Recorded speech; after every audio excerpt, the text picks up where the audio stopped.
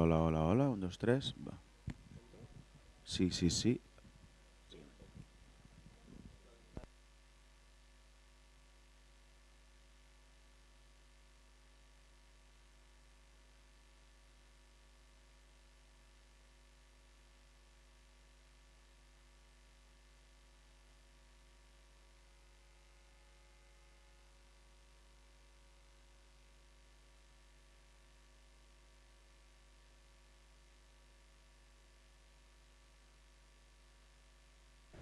Anem seient, sisplau, que començarem ara mateix la darrera taula d'aquesta escola. Abans de començar sí que m'agradaria explicar que la sessió serà íntegrament en anglès, excepte algunes parts en què conversaré amb el company Rodrigo de l'Argentina, que conversaré en castellà, però la resta serà en anglès. Llavors, per qui ho vulgui i ho necessiti, està la traducció disponible. And then, let me introduce myself first. I'm Alberto. I'm the responsible for youth here at the trade union in Catalonia, in Comisiones Obreras de Catalunya. And after all the sessions we've already had, and thinking and wondering on what it would be like a government, an anti-trade union government for far right in various countries in the European Union. As an internationalist trade union, we were thinking on why not let some people under far-right governments speak up and speak from their very own experiences, share with us how they're doing, share with us examples of resistance and resilience. So the aim of the table is explaining not only far-right governments against trade unions directly, but they also attacked indirectly collective bargaining, labor rights such as strike, and labor conditions, because they want to show these labor conditions and labor conflicts as individual ones, and they're trying to portray trade unions no more as legitimate characters during for this conflict and these fightings. We will have 4 key points during this session, which will be how we ended up here, because if we talk about disorder, that implies pre-order, an order that existed before this chaos. So we want to know how it was it like this pre-order, and how it is like the disorder. After that, we would speak about the new realities of labor, how we organize them, also how we let young people participate. So yesterday we were talking about young people, so we'll speak and we will wonder on why youth is not participating in other spaces but not in trade unions. And also there's an important point, a key point on why trade unionism is vital to defend democracy and welfare. Because of this, we've got my fellow peers here with me today. We are very lucky to have here on my left Holly Kitchen. She's an experienced organizer from the USA, currently working as a trainer and consultant on trade unions and political campaigns in North America and Europe. Thank you for coming. On the top left of the table, we've got Timea Turf, an education and social care trade unionist in Zat, don't know if it's Zat, Hungary. Thanks for coming. On the top right of the table, there's Rodrigo Borras, a member of the International Secretary of CTA Argentina. Thanks for accepting the invitation. And last but not least, I've got right next to me on my right, Chedanka Andrich, the ETUC Vice President and President of EUGC Nezavisnost from Serbia. Thanks for coming, thanks for accepting the invitations. And let's start with the first question, which would be what I've already said. If we're talking on disorder and debating on how trade unions should respond to the disorder we've got here right now in the international context, let's explain and let's think on how it was before the chaos started, how labor relations have changed over this time, and how far-right governments want to end up with trade unionism. So who wants to speak first? For example, Carly? Do you want to talk us about the experience of the Trump's administration in the USA? Sure. right. Hi, everybody. Thank you for having me. Okay, the Trump experience is maybe a little bit disappointing in this context because in the U.S., the union organizing is determined by the National Labor Relations Act, which is a law that was passed many, many years ago. It was an anti-union law, but in some ways it insulates workers who are organizing from the president, from the top executive. Now, that being said, obviously, if we're talking public sector unions, Trump is a huge union buster, right? He's firing a ton of people. He made it illegal to organize in many, many government administrations, agencies, and he's a super union buster. And in his own, I come from the Hotel Workers Union, Unite Here, mostly out of Los Angeles, but Trump is also a hotel owner, so we've fought him as a boss, as an employer as well. He's a horrible, horrible employer, as you might imagine. But in the public sector, the main sort of Trump experience has been in the appointing of judges. The NLRA, the act that sort of governs these workers, it's overseen by a separate court system, and presidents get to, much like the Supreme Court in the US, they get to appoint judges. And so when judges are hearing specific examples of workers who are organizing who got fired illegally, say, who now may be hearing those cases could be a Trump appointee. And so the fights for non-union workers who are fighting to join the union has gotten much harder under Trump.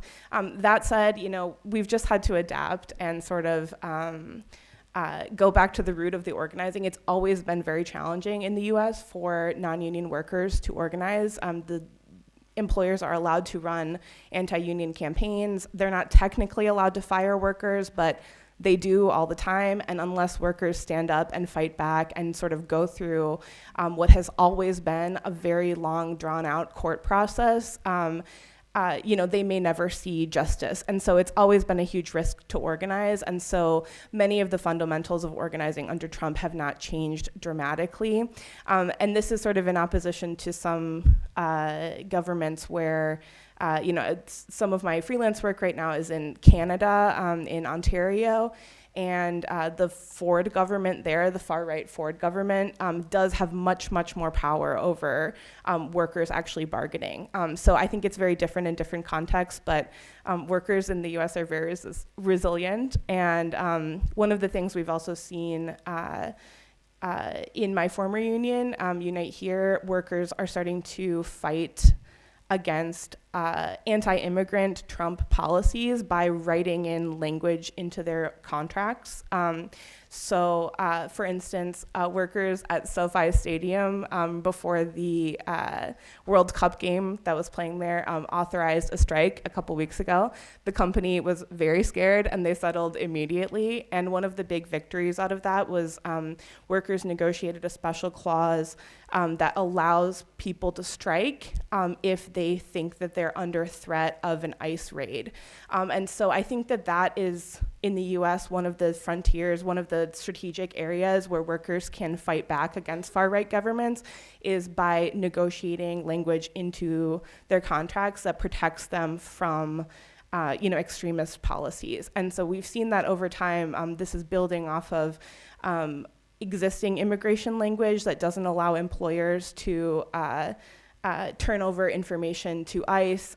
It protects immigrant workers in a lot of ways. And so I think that's sort of the next frontier where workers are going in the US. Thanks so much. So let's go from North America to South America. Rodrigo, ¿qué nos podrías explicar sobre la situación en Argentina? ¿Qué ha hecho Milei en el contexto de relaciones laborales?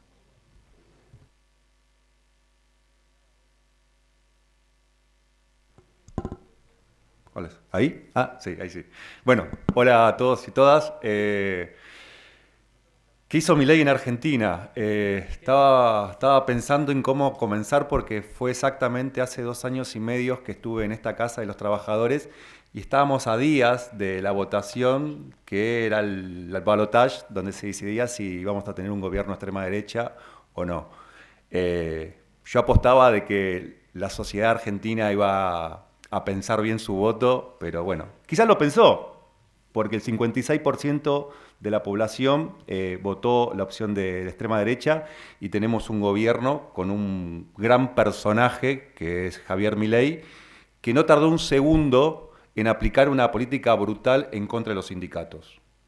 Él lo venía diciendo, iba a aplicar la política de motosierra, se lo subestimó y se equivocaron lo que lo subestimaron, porque la verdad que no demoraron un solo segundo en aplicar esas políticas brutales y tuvieron claros objetivos, porque acá creo que hay que empezar a diferenciar, porque si creemos que todas las extremas derechas son lo mismo, ya nos empezamos a equivocar de un comienzo, porque Trump no es Milei, Milei no es Meloni, y bueno, cada país tiene su extrema derecha que necesita y va construyendo. Está claro que Milei vino con un objetivo económico, que era bajar la inflación, y bajo ese argumento generó un recorte indiscriminado a un montón de sectores: educación, salud, asistencia social, bueno, todo lo que se nos ocurra fue recortado y no hubo ninguna contemplación, fue brutal. O sea, hoy en día, y lo podemos demostrar, tenemos personas que se están muriendo por falta de atención médica del Estado. Hay mucha necesidad económica, y esa gente está muriendo silenciosamente. Los sindicatos quedamos como única organización social de resistencia. Al mes de estar gobernando Milei y haber aplicado todas estas políticas, se hizo la primera manifestación. Fue una manifestación sumamente masiva. Ya existía un protocolo de seguridad aplicado por el gobierno, que los trabajadores no podíamos pisar la calle. Militarizaron la ciudad. Me acuerdo que ese diciembre del 2023 éramos miles de trabajadores caminando por las vereditas de Buenos Aires para poder llegar a la Corte Suprema y reclamar de que lo que estaban haciendo era algo inconstitucional. Porque después estaba el otro poder. Buscábamos un equilibrio en esta lucha de poderes. Porque está claro de que Milei asumió, como dije, por el voto popular, pero también tiene que respetar ciertas reglas. Él pensó que con ese voto que había conseguido tenía el poder absoluto.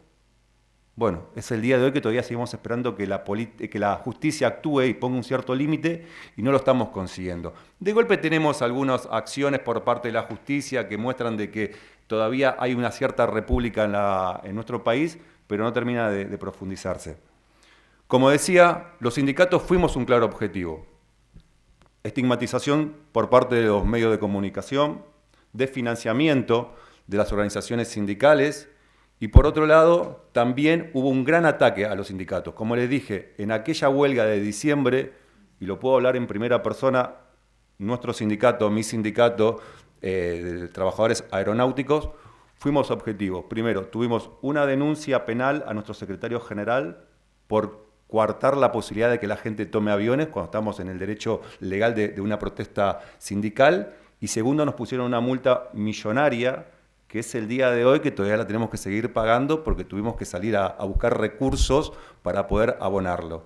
Eso lógicamente empieza a generar un adoctrinamiento para el resto de los sindicatos y trabajadores, porque no nos quedamos ahí. Al tiempo volvimos a hacer otra medida de fuerza. Y no simplemente siguieron viendo multas económicas y denuncias en la tele, donde nos tocó salir a defendernos porque nos acusaban de terroristas, sino que ahí ya fueron por los trabajadores. Tuvimos una serie de tanda de despedidos que terminó de adoctrinar la resistencia obrera. Y ahí, como organizaciones sindical, porque quiero centrarme en cómo nosotros lo estamos viendo como sindicato, porque la verdad que, bueno, le debe pasar a todos en nuestros países que tenemos múltiples formas de analizar la cuestión, pero quisiera ser más específico de los sindicatos, ¿no? De cómo nos fueron adoctrinando y cómo esa política del miedo empezó a calar en nosotros, en nuestras organizaciones y sobre todo en nuestros afiliados, porque si nosotros no tenemos el respaldo de los afiliados, es muy difícil llevar adelante una política de resistencia. Empezaron a cuestionarse muchos sindicatos de si deberíamos seguir protestando porque nuestros propios afiliados los votaron. ¿no? Porque muchas veces se le echa la culpa a los jóvenes que votan las derechas. No, acá lo votaron jóvenes, no tan jóvenes, hombres, mujeres, optaron por una opción de extrema derecha.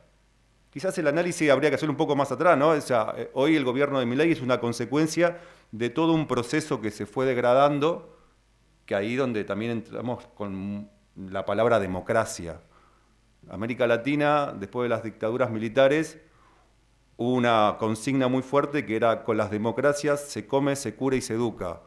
Pasaron 30 años, ni se come, ni se cura, ni se educa. Más allá de que siga siendo el mejor sistema político que conocemos sobre la Tierra, la democracia, pero no está dando respuesta a las sociedades. Eso empieza a degradar en todas las representaciones políticas. Por eso tuvimos un primer gobierno de derecha que fue Mauricio Macri, un representante de los poderes concentrados de nuestros países, que fue gradualista y no llegó a concretar lo que Milei concretó en muy poco tiempo. Volviendo un poco a la experiencia de los sindicatos, empezamos a hacer políticas de resistencia muy focalizadas. O sea, teníamos que ser muy cuidadosos en ver cómo llevamos adelante nuestra resistencia, pero sin que eso nos termine afectando directamente y quitando representatividad frente a nuestros compañeros. Así que empezamos a acompañar a los jubilados todos los jueves, porque los jubilados son también dentro de los sectores sociales más afectados. Como dije, los discapacitados y todas las cuestiones de apoyos de salud también fueron muy golpeados, y los movimientos sindicales nos veíamos como único foco de resistencia. Así que tratamos de empezar a unificar nuestras luchas con estas luchas sociales, porque todavía se sigue dando, y es el día de hoy, un debate interno dentro de los movimientos sindicales de si hay que profundizar la lucha o dar tiempo a que esto suceda, y es sobrevivir. Me parece que todavía está abierto ese debate en nuestros movimientos sindicales.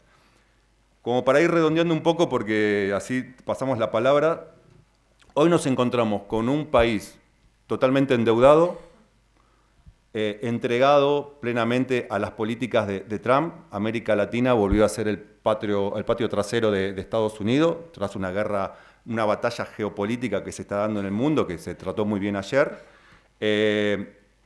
Argentina hoy está siendo un gran laboratorio social para el resto de las extremas derechas. O sea, no simplemente votamos un personaje que venía con ideas delirantes, sino que ahora les estamos abriendo la puerta al extractivismo.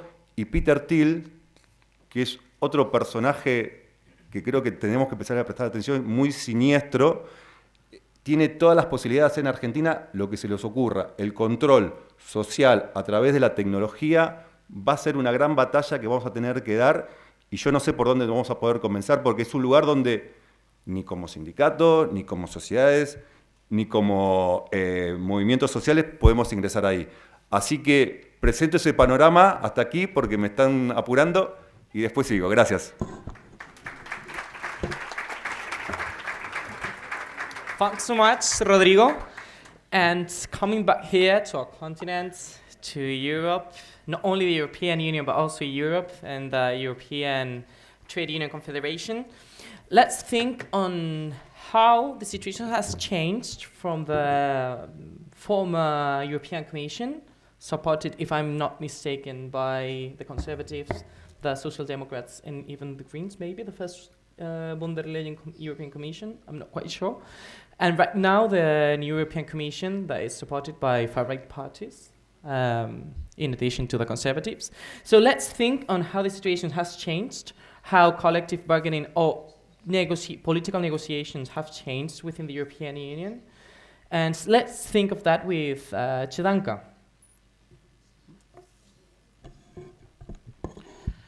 Thank you for the invitation, and thank you for opportunity to share ideas with you yesterday and today.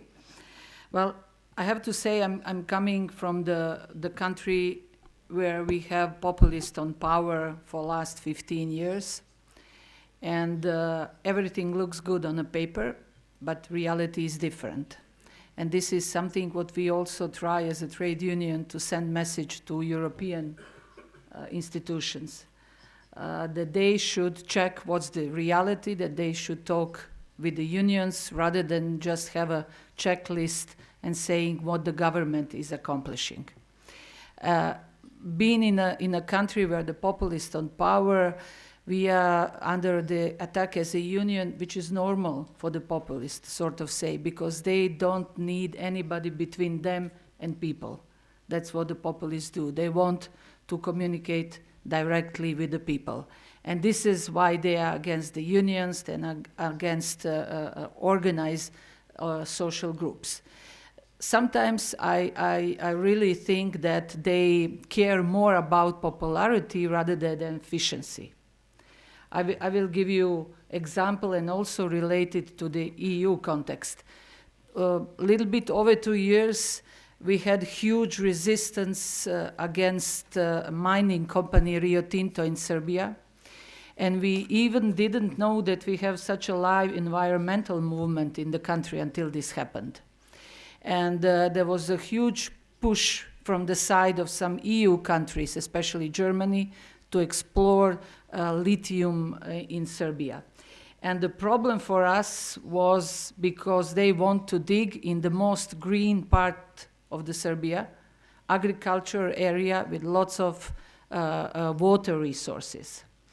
And there was a huge rebellion. The peoples were on the street. And even people from the rural area, which was for the first time that from the villages people opposed to this.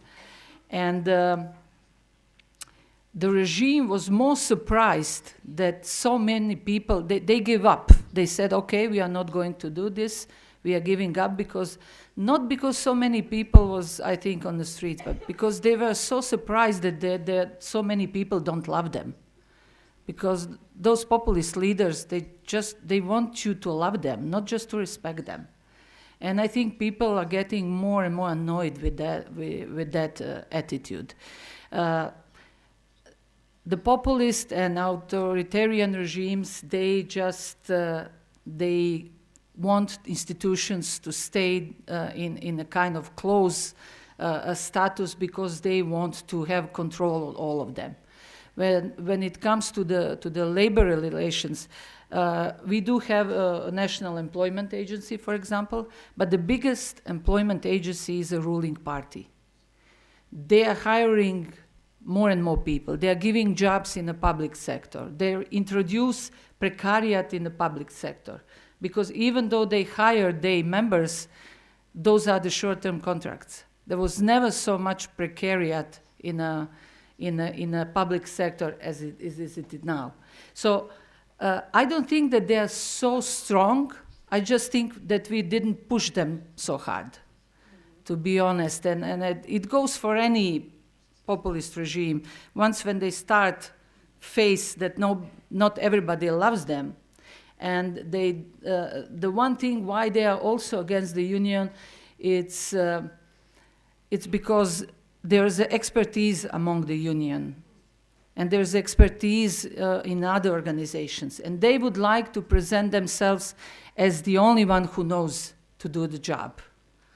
And there was, just as an example, we have a huge abuse of power from the side of our president. According to the Constitution, he's not that powerful, but he is taking more and more into his hands.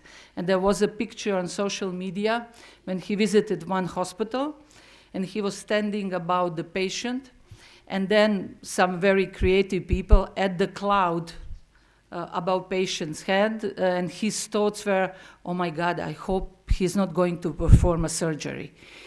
Because, he knows best of everything, so you start wondering, is he going to perform a surgery? So in that sense, also what is very important to say is a position towards multinational companies and relations with the EU.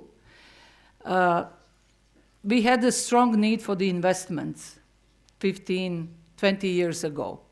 And we kind of made multinational companies as a saint cows, They can do whatever they want.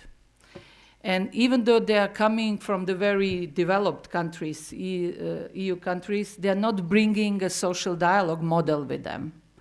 They just made arrangements with the government who gave them a power to do whatever they want to do. You have difficult time to organize in multinational companies. We do succeed. It's harder and harder to negotiate collective agreement. It's equally hard to negotiate collective agreement, for example, in Chinese-owned company and in German or Italian. So, you see, they somehow forget what they're bringing with themselves when they came in countries like this. A couple of years ago, Serbian Chamber of Commerce paid commercial on CNN, and the commercial was like, come invest in Serbia, we have skilled and low-paid workforce. So this is the message that our government was sending, and we as a unions, we were strongly against. We asked them to pull that commercial, we succeeded, but this is the message that they are sending. So it's a kind of approach that they are bringing the jobs. It doesn't matter what kind of job is that. And also, they want to capitalize every success. So whatever unions succeed, at the end they said, this is what we've done. And this is possible because they have monopole on media. They have monopole on media with national frequencies. There are only few independent medias without national coverage. So they can really do that. I will give you an example. We negotiate amount of minimum wage every August for the next year. And we start to negotiate with the employers. And even before went out with the ideas, our president came out and he said, the minimum wage next year will be that and this. So he actually embraced everything that you succeed. And this is something that we as a unions need to deal better with. We need to be more offensive in the sense of saying what is it that we are accomplishing and what is it that it's a result of the government policy.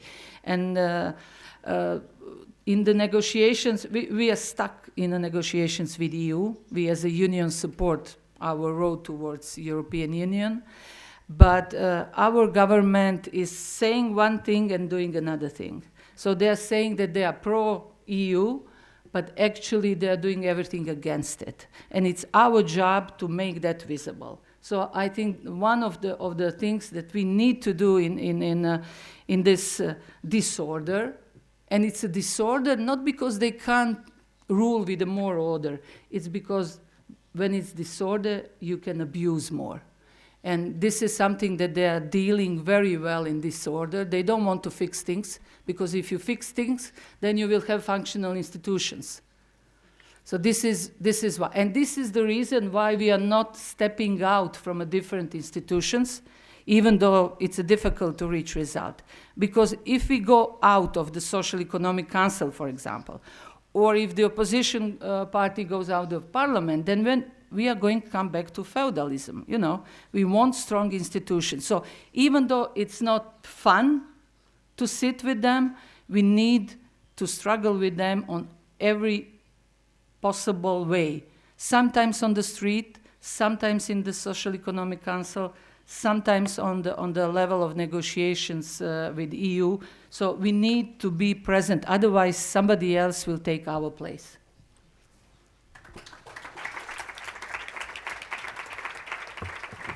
Thanks so much for this perspective. And right now, we're always talking about countries under far-right governments and the danger, but let's be a bit more positive. And we have with us today an example of far-right that can be beaten. For example, in Hungary, had this Orban government who took the country into an illiberal regime. Right now, he has lost the election against Magyar. So we would like to know if there have been changes. What is Magyar like? What is the situation in Hungary? And what was the situation like with Orban? Thank you so much.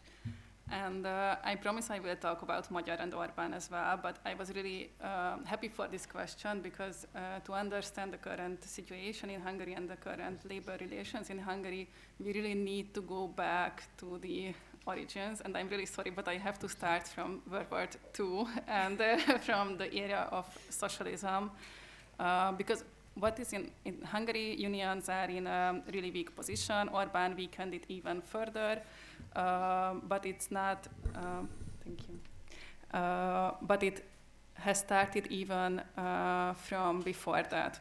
And like in the era of socialism, unions did not have strong position because the narrative was that we have the Workers' Party governing the country, so we don't need unions to represent workers because the party represents the workers. Unions had only, like in the early era of socialism, they had the role of driving up production and discipline workers, and later they had roles in like giving cultural programs for workers or providing cheap vacations. So these services.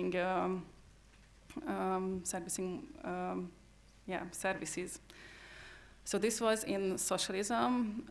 When the system change came in 1990s, they were in a really a weak position. They didn't have experience with like real union work and organizing workers and negotiations.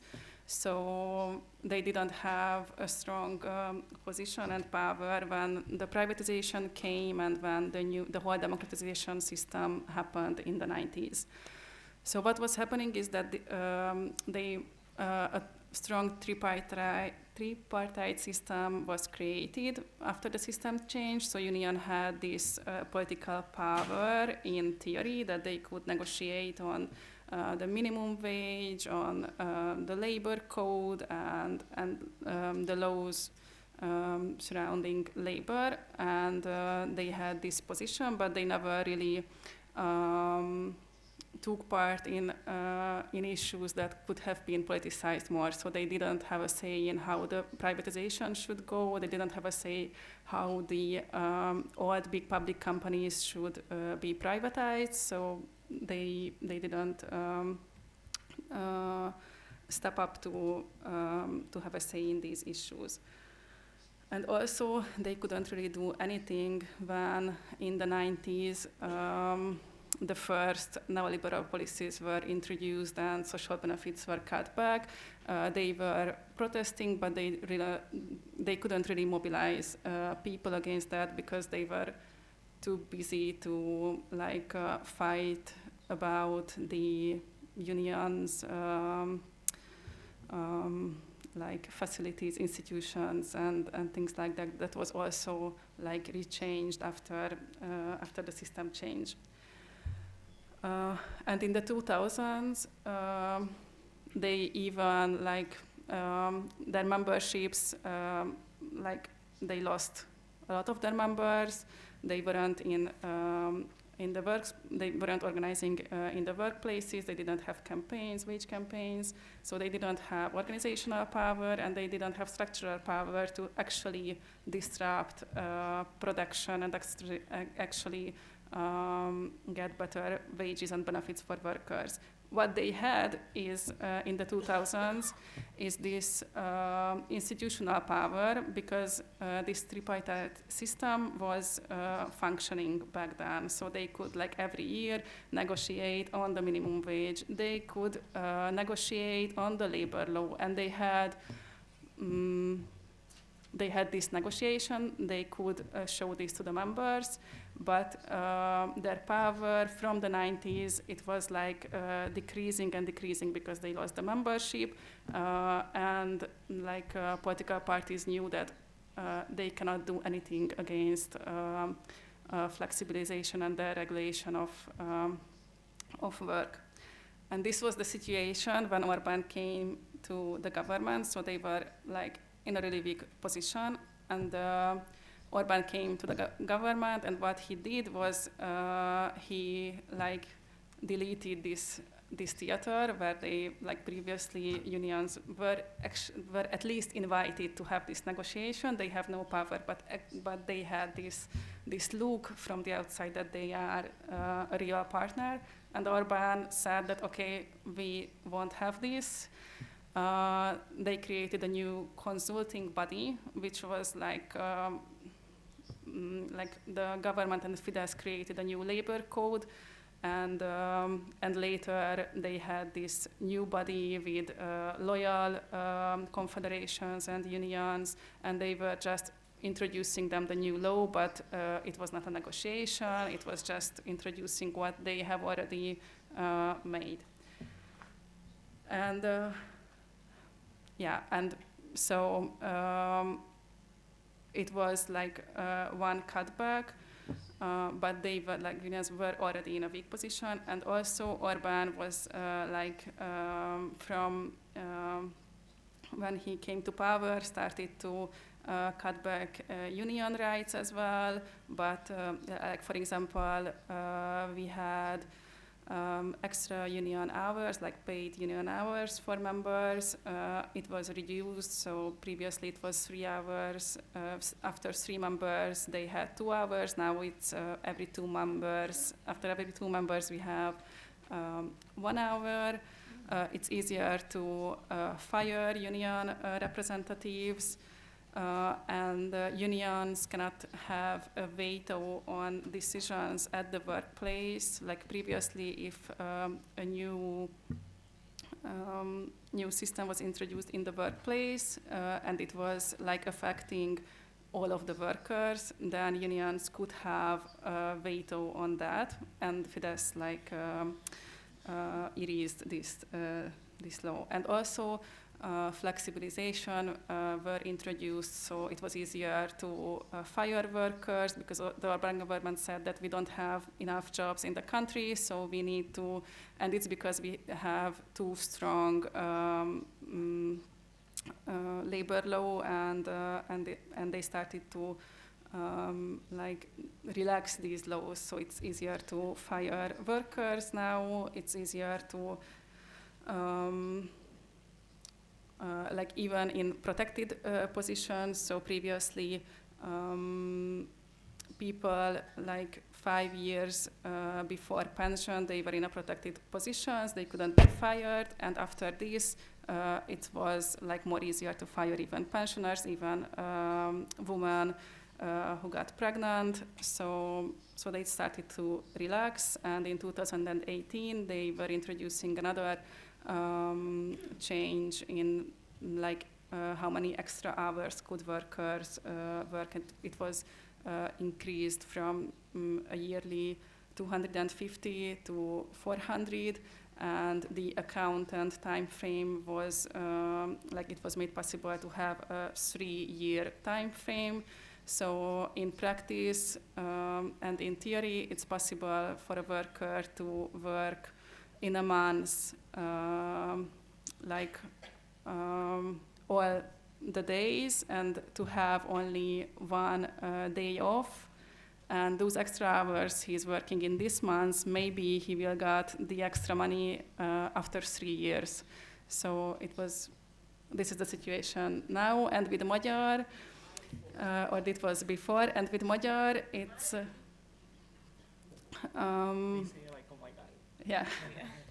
Yeah, and I can talk about this later, about all the experiences during Orbán, but we have Magyaron government now, and what we can see is that he introduced a lot of changes. He has great support from people. It's he got elected with 56% of the votes. Now, after 2 months, 2 months later after the elections, he has, according to recent polls, he has 70% of support from people.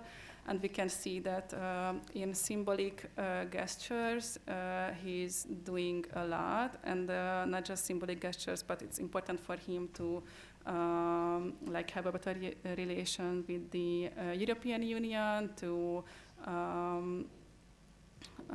to bring back the rule of law, and he's fighting against corruption and going after Fidesz politicians. So he's really focusing on this. However, what I mentioned about the labor law and how Fidesz changed that, it's like the new labor code, like back then was, the nickname was the slave law, and Magyar was not talking about this at all. So we expecting that with labor relations, he doesn't really want to introduce a new system, or we don't know about that yet, unfortunately.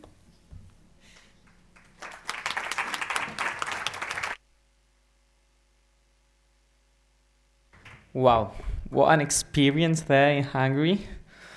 All the support from here, I think that we all know it is possible to lose all the rights that we've conquered during these years, and Hungary is a very good example for that. And I think mostly all of you have talked about the attacks not only directly to trade unions, but also to democracy itself, to welfare systems. And that would be the next question. As class-conscious trade unions, we think that it's impossible to separate these socio-political topics or this welfare system defense and support to the labor conditions and the conditions of life, dignity, and for working class people. So let's think if this could be a kind of umbrella for all the discontent in our societies nowadays, but also this kind of engine, this mechanism for trade union to be the main option for working class people to organize themselves and to conquer more rights, not only in their very own companies, but also as a society in their very own countries. So, relating to this, let me give the microphone, let me leave the floor to Rodrigo. Rodrigo, antes has hablado bastante y creo que te has quedado con ganas de explicar, ¿no? Esta alianza entre movimientos sociales, entidades, pero lideradas con el sindicato, de qué manera el sindicato puede ser la herramienta para conseguir estos avances sociales, no únicamente en el centro de trabajo. Alúmbranos, ¿cómo lo hacéis allá? Ahí está. Sí, bueno, la primera parte quería hacer un pincelazo general de la situación, de cómo se fue transformando de una realidad a esta distopía que ellos nos quieren plantear. Ahora, hay datos muy buenos y positivos dentro de esta lucha. O sea, en los últimos tiempos tuvimos muchas marchas de jóvenes participando.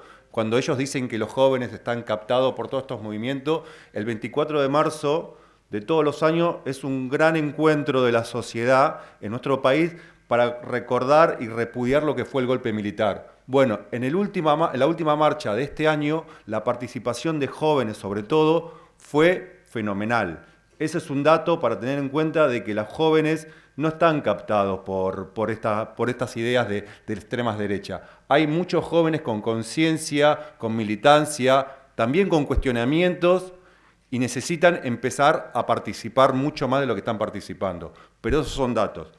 Las mujeres. Nuestro presidente, lamentablemente, es el gran vocero de todo este discurso del anti-woke y que las mujeres y el odio de los hombres con las mujeres. Bueno, hay una participación muy amplia de las mujeres, sigue siendo una referencia de lucha.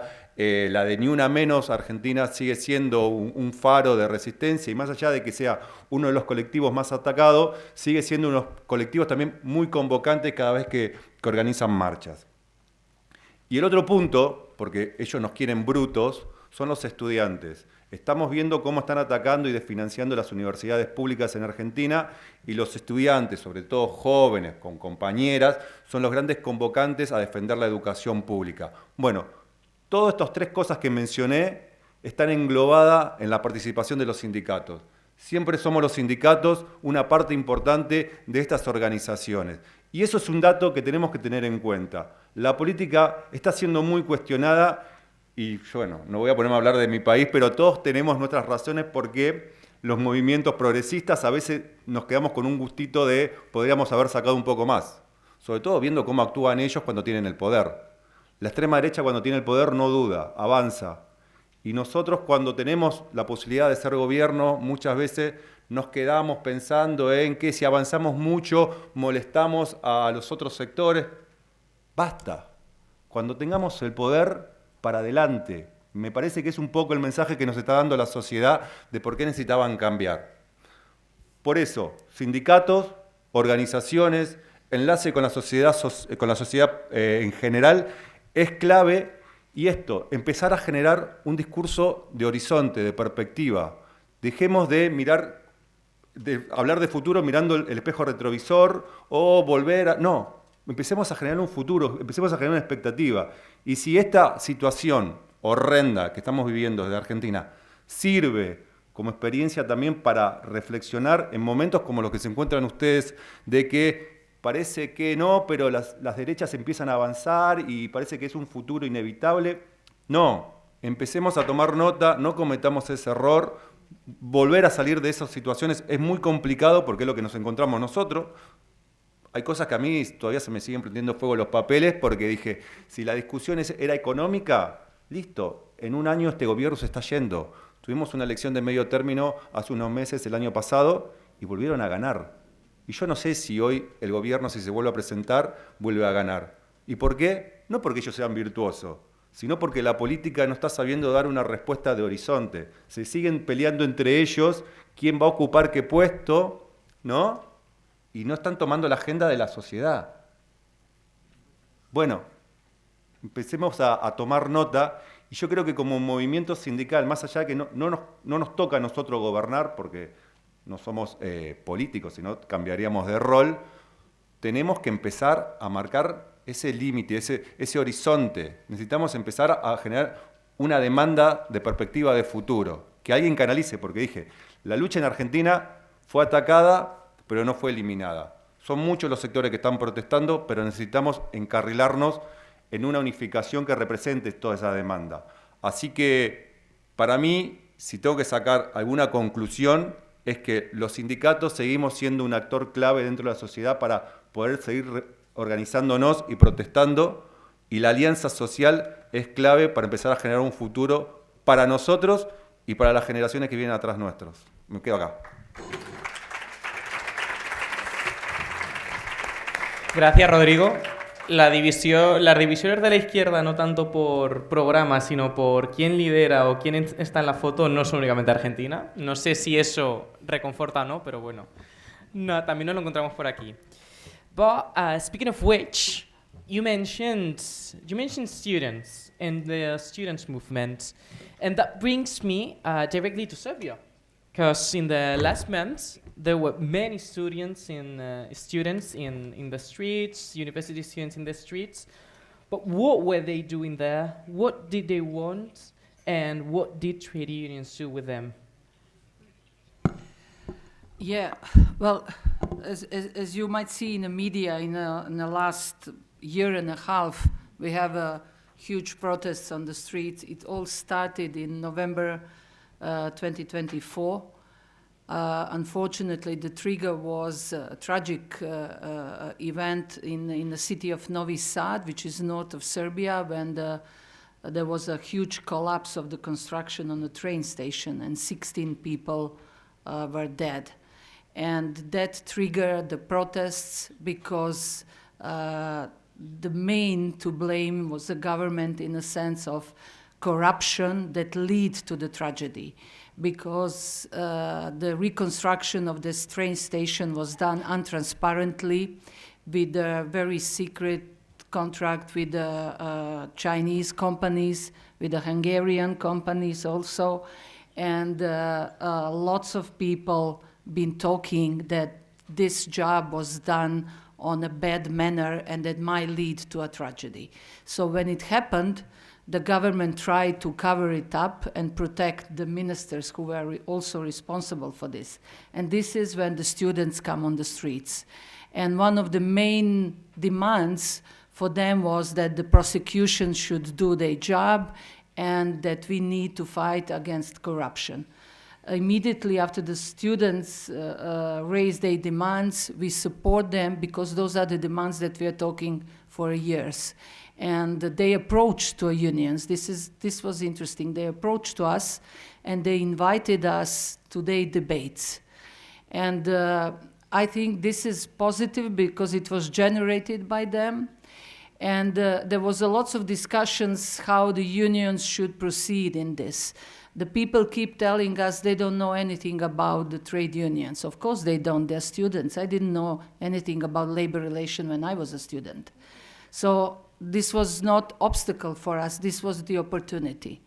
And the good thing is that they established their group within students' movement. They called it Group for the Workers' Issues. And one of the ways how we get together was they want more people on the streets. They want our, see, but the governments are falling. This is good sign actually. They want us to put more people on the streets from the public sector, etc. And we try to explain them how difficult it is to organize strike in the public sector. We have very restrictive law on strike, with the obligation of minimum work, which is very high. So we said to them, you have to understand our position. We are going to support you. We are going to be with you on the streets. But you have to understand that it's not just you call at 11 o'clock at the night, and in the morning, the public sector will stop. Huh? That doesn't go that way.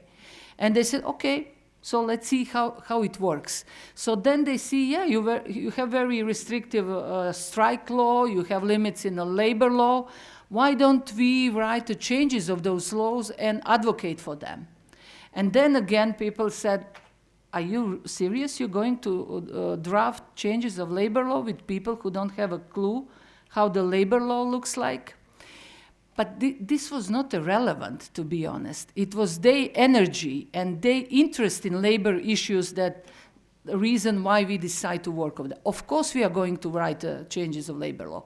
Our legal experts done it, but it was under coordination of students, and that really makes government angry. I mean, the one thing they didn't want to see is a coalition between youth and the workers. And this is what they are afraid of.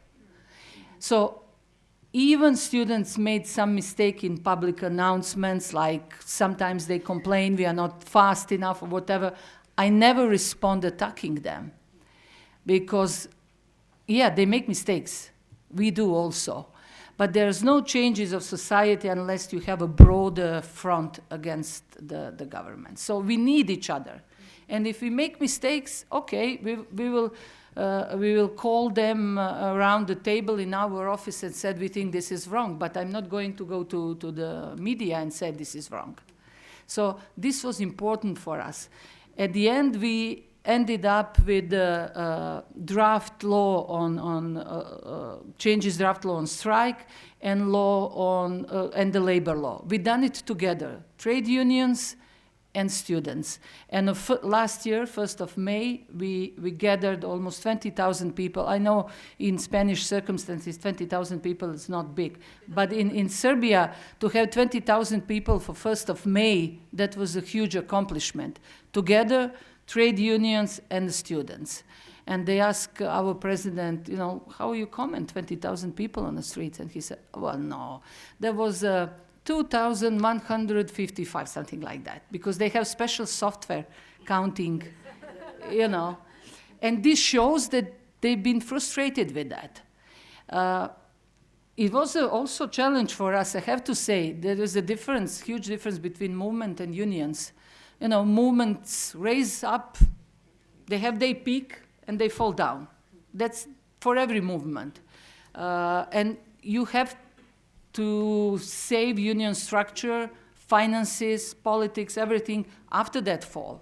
So it was a kind of a tricky for us, but I think that communicating with them, we somehow explain how those things works. When they called for the extraordinary election, my union supported it because there was a lot of violence on the street, and we thought that it should be extraordinary elections to cut with that and to see. You know, the populists, the right-wing parties in Serbia never won more than 1/3 of the votes alone. They always make some unnatural coalitions afterwards. Our government, there's no ideology in it. The ruling party is catch-all party. You see so-called left in it, right, far right, centrist. It's all interest. It's wrong to see that there is a much of ideology in it. And what they hate is when we talk about values. And I think one of the things that brought students to us is that we are talking about values, not just about servicing members. We are talking about the values. Nobody else talk about values. Everybody talking about some pragmatic issues, etc. And young people, they need the values. They need some kind of ideology. And this is where we can be together. Also, it helps us to bring internal debate within the unions, how to approach to young people and how to deal with everyday tasks. So I think that we both benefit, student movements and us. Of course, we are impatient, and we would like to see things going faster, us and the students, But I think that we are on a good way. One of the most positive things of students' energy is they bring back people hope that changes are possible. And this is something which we also benefit from it. Thank you. Thank you so much. For me, it's been very, very inspiring, this intervention of yours. And thanks so much. I think you understood quite well the necessities of the students' movement, and you answered properly. And thinking of that, I think that we have to add another dimension to this debate on how trade unions must defend democracy and support the welfare system, but also how structures of trade unions let young people participate in themselves and get involved in this and this fight, in this working class fighting. So I would like you to talk about how we can tangle all of this, how we can approach these young people, because maybe I'll say it in Catalan. La traducció ha d'estar fins als nassos de mi, però aprofitaré també aquesta part per fer una mica de dir que prou ja de preguntar-nos tota l'estona per què el jovent vota a l'extrema dreta i per què no ens preguntem també una mica per què participen en aquests espais i no participen amb nosaltres, per què els joves que tenim amb nosaltres els hi costa participar i com els hi donem veu, que així després potser voten menys a l'extrema dreta. Having said that, well, first, for example, if Kali, if you wanna get the micro. I think, thank you for sharing. I think it's very inspiring to put everything, the sort of youth movements, into a global context. My experience is that we've also had a lot of success in the modern labor movement in the US, working with social movements and bringing young people in. And, just sort of taking a step back, since the 1930s, 1940s in the US, labor movement participation has been declining. When I grew up I was in public school in the 90s, we were getting anti-union messaging in my classes. I was myself very interested in politics and in social movements, and I studied in college sort of an organizing major, and we even learned about the union that I ended up working for. But when I graduated, I had gotten so much anti-union messaging over the years. Unions are weak. They only care about their own contracts. They're disconnected from the broader public. And I had internalized that so much that I was like, I'm not going into unions. Unions are dying. They're dead. And when I graduated college in 2012, it was the second Obama campaign. I went and I worked on the Obama campaign, and I was like really excited to get into politics, but I ended up leaving that campaign feeling very, very disillusioned, because it was the first time I realized that politics in the US was not about movement building. It was not about actually building worker power, they only cared about the election, right? After the end of the election, we lost access to the database. All of our volunteers were gone. I mean, just this huge machine that we had built over months and months was just thrown away over nothing. And at the, it was sort of happenstance, it was coincidence, but somebody I went to high school with invited me after that to a training hosted by Unite Here in Ann Arbor, where I grew up in Michigan. And I was very quickly recruited to get a job in a non-union hotel and help organize a union. And I was 22 years old, very disillusioned with politics, and I just could not believe the opportunity. I was like, I can be a union spy. This is like so cool. And so I got hired in this hotel. I was a server in the restaurant. And, I thought I was like Norma Ray. I thought I was really doing some organizing. What I was actually doing was talking to my organizer and pointing him to the real workplace leaders. I was not a workplace leader. I led like 1 or 2 people. But, we did a union drive. I signed my coworkers up on union cards, and I ended up actually getting fired for my union involvement. The company found out that I was organizing, and they fired me illegally. I did fight it, and, but after I got fired, I was really scared because most of my coworkers, I was young, 22. I could go get another job at a restaurant whenever I wanted to.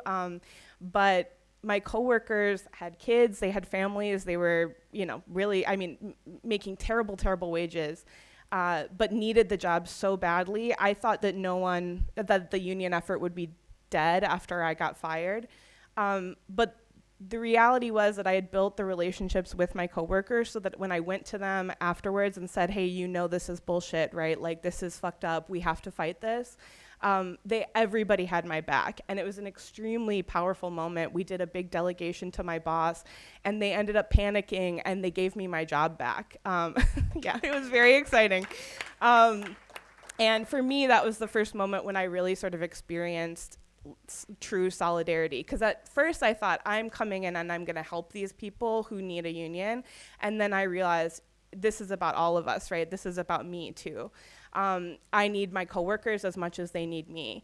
And so that was my introduction to the labor movement. Obviously, after that experience, I was hooked. I got a job on staff after that, and I think that, not every union in the U.S. is a fighting, organizing union, but many unions are, and a lot of unions are in that transformation process right now.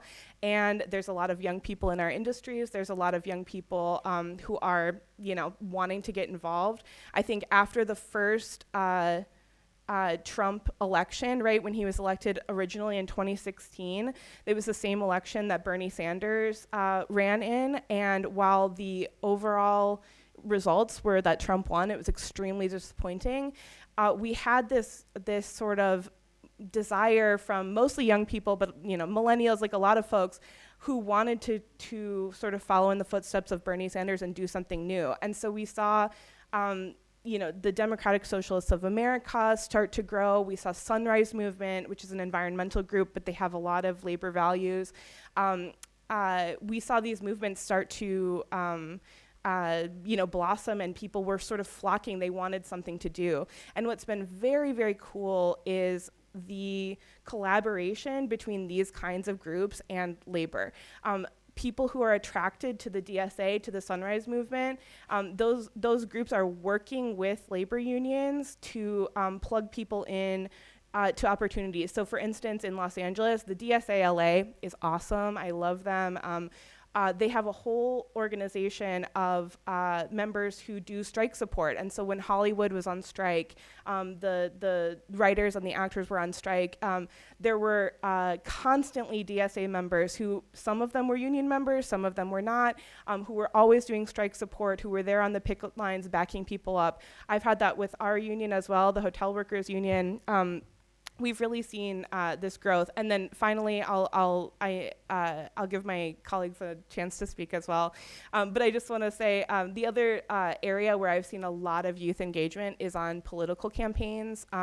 My union is sort of, as one of the strategies to sort of fight Trump policies, anti-union policies, and to grow the power of union members, we've engaged a lot in the political process. So in Arizona, for instance, where my union operates, we have a huge political program every year where we knock millions of doors. The union, which is 300,000 members nationally, it's a small union. Because of our presence in Arizona, in Nevada and Pennsylvania, has the power to swing to affect the federal election. Of course, we lost in 2024, but that's another story. Anyway, but we have in those political campaigns tons of young people coming in, and I think political is a really cool way to get people involved because the asks are much, much easier than union organizing. You can use it as a boot camp to train up a bunch of young people. Going to the door and asking a voter, will you sign a petition, will you vote for our candidate, is much easier than asking a worker, will you go on strike? Or other difficult asks, but it trains up the same skill, right? If you train the principles of organizing, using sharing your story, understanding what people care about, these young people can practice over and over and over again these skills. And so I've seen a lot on political campaigns that I've run, teams of very cool, very, very young, very interesting people who after the campaign can go on and become campaign leaders themselves, can go on and become union organizers. So that's sort of become my niche. I'm a political campaign expert also. I love doing that training, having boot camps where we're really bringing young people into the movement. So that's been my experience with sort of social movements, young people. I think it's very possible. There's a lot of fun opportunities, and I think the labor movement is really cool for young people because we are a place where people are fighting, and we care, as you were saying, about we're talking about values, we're talking about the things that people care about.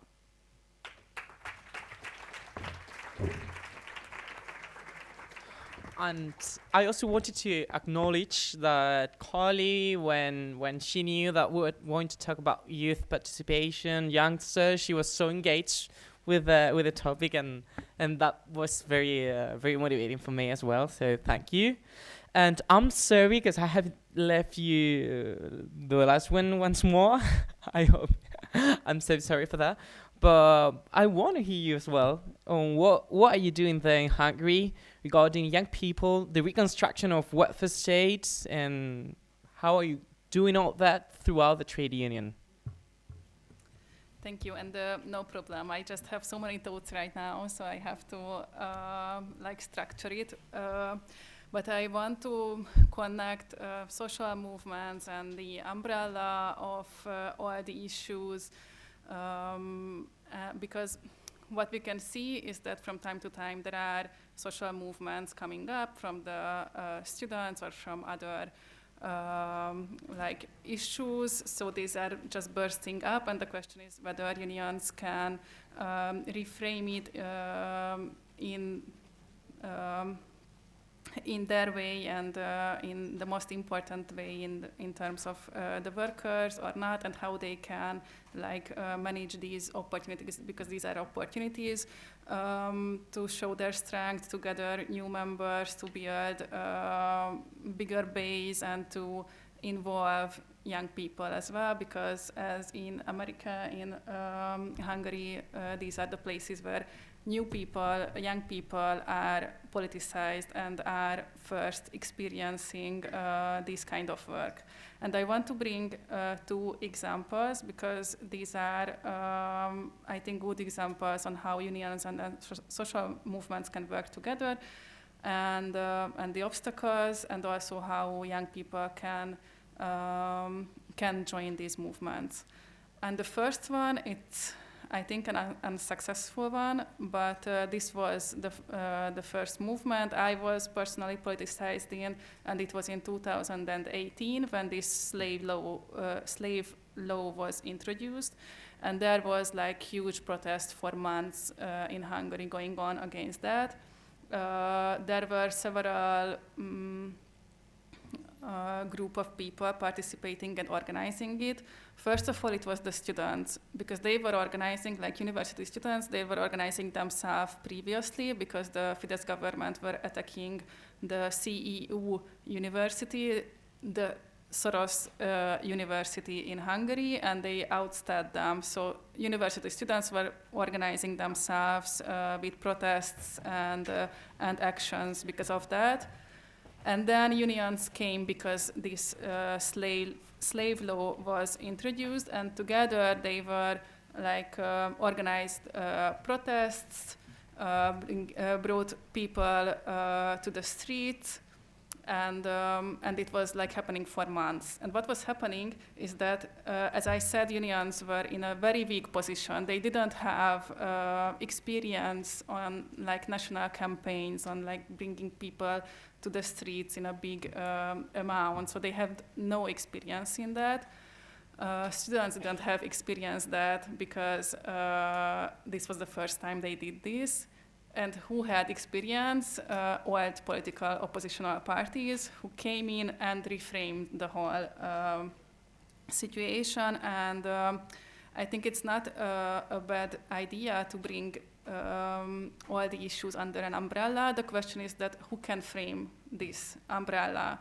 And with the slave law protests, it was the political parties who framed the whole narrative from the slave law to the question of freedom of the press, and it demobilized everybody because it was too vague. It was not connected to the real life experience of workers, and also the Fidesz government were like playing to make people tired. Like it was in the middle of winter, it was cold, like for months we were on the streets, and people got tired. So this was like the first example, but a lot of young people were like they had an experience on how these social movements worked. They had an experience on all the participants and how to like manage these groups of workers, how to organize a protest. So a lot of people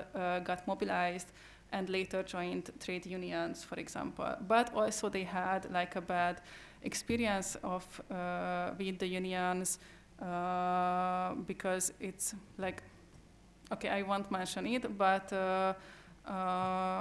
or just like a small comment that there are rumors on the unions that with this slave law, it was very unpopular.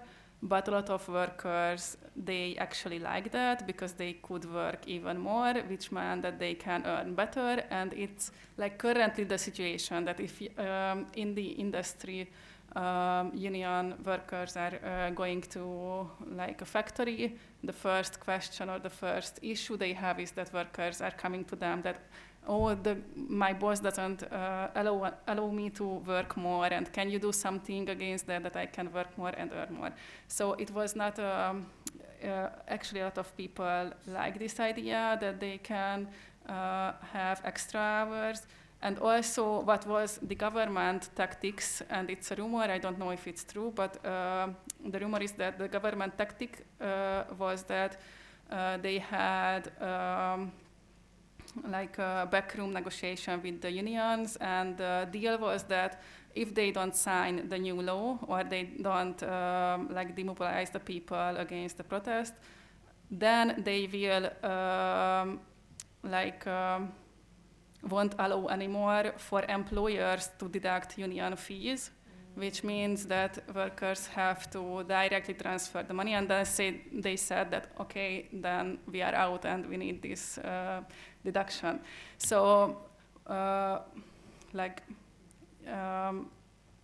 what you can expect is that you have these deals along all the way, because they are, like the Fidesz government were like reframing the whole set of rules for the game, and this is where I want to mention the second wave of protests I was involved, and it was about public education. I was working for actually like, it called itself a social movement, but basically it was started as a big Facebook page with two teachers who were really, really popular among other teachers, and they had really a huge Facebook page, and later then they formed a civil organization. And what I wanted to say about this wave of protests and this social movement is that it involved a lot of different participants, because it was about the education. It was like parents were involved, so parents were started to organizing themselves. Like, for example, they started to form these little groups who were like had small protests with boards, and they went to big road crossings in the morning, and they had this movement for like months going on. Unions were talking about the wage and working conditions of teachers, and we had like a whole coalition with civil society, unions, and this new participant, this civil organization. And I want to emphasize their role, because I think it's really important, because we had the same situation as in Serbia, that with the public, in the public sector, like right after the 2000s, the Fidesz government like basically banned the right to strike. So we had such a high demand for the basic service they needed to provide that it was not strike. They had to go inside the school and teach. So we had this situation, and there was a conflict between the unions, because they said that, okay, we are not able to strike, we don't want to strike, or we can strike, but with really like in a way that it's not visible and it's not, and they actually said that to teachers to strike, but it was very complicated. And then we had these two teachers with this big Facebook page, with a big outreach to teachers, and with more radical approach. And they told to the teachers to do civil disobedience, because as the real strike, and this is what was happening, that the unions were saying to do strike in their way, and this civil movement said that let's do civil disobedience.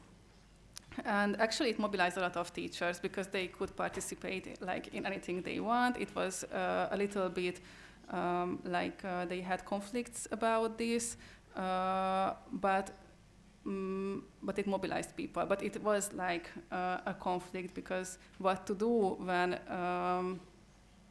the legal framework doesn't allow us to do anything. And in this time, like an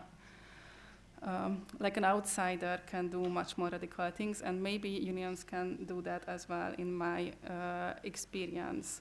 And also, like, the government started to fire those teachers, like the prominent figures of the civil disobedience, just like my organization's leader, she was fired, and it gave like another extra push, and the movement got new protests, and they were angry like much more. And to summarize, it's in the end, the government introduced a new wage system for the teachers, like the Fidesz government, but they were reluctant to say that it was because of the strikes and because of the protests. They said that, oh, we already wanted to do this, but the EU funds were not coming, so they didn't give legitimacy for the movement. And the strikes, they said that, like, I think it's quite usual in every sector that they won't say that it's because you are fighting, but yeah, it was happening. Thanks so much. We are running out of time, so I'd say if you've got any question, you can just ask for it in the cards. Don't know where the cards are. Qui té les targetes?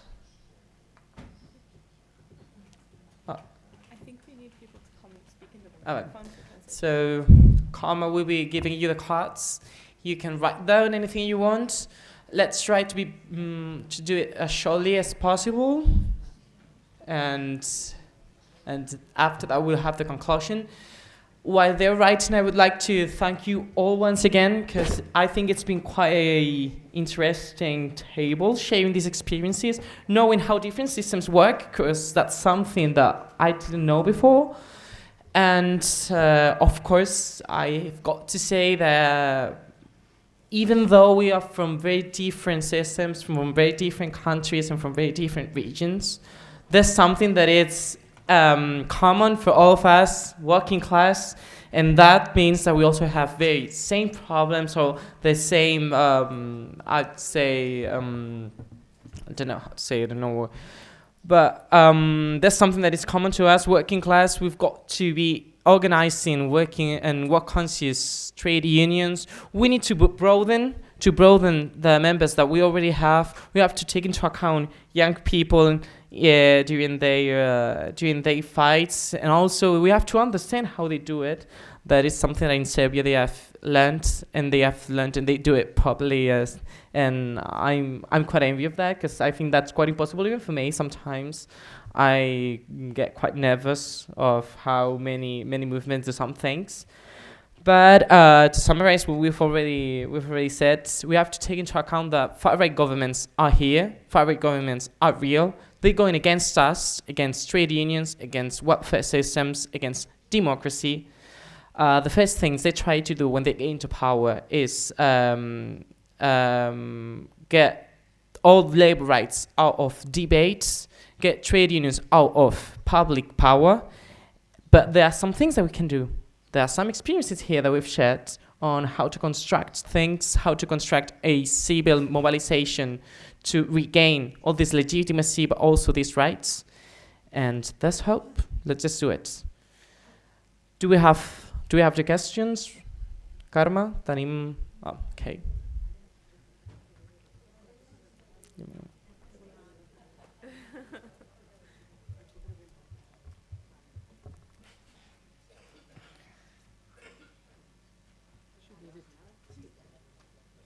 Thank you.